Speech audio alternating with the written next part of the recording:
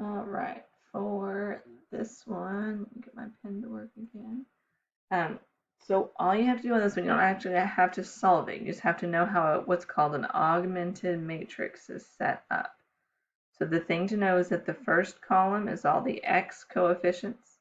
The second column is all the y coefficients. The third column is all the z coefficients.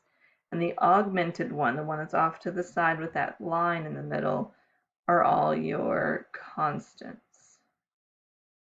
So on the first equation, the x has a coefficient, the y has a coefficient. Notice there is no z in that first equation, so we put a 0, and then the constant on the other side of the equal sign is 5.